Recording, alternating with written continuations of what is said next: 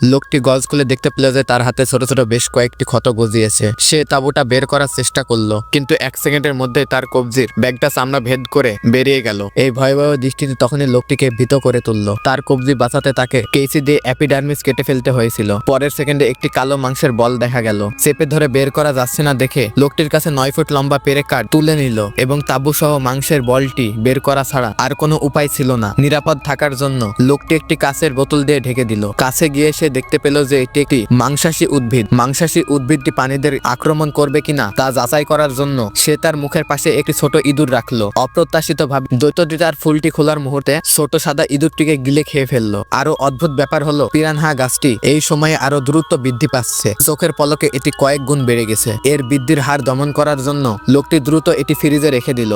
প্রত্যাশিতভাবে তিনি রাতে ফিরে এসে দেখতে পান ল্যাবটি এলোমেলো হয়ে রয়েছে। তখন তারা ফ্রিজটি খুললো। তারা দেখতে পেল যে ফ্রিজের সমস্ত খাবার খেয়ে ফেলেছে এবং লোকটি বাইরে থাকা অবস্থায় লুকিয়ে পালিয়ে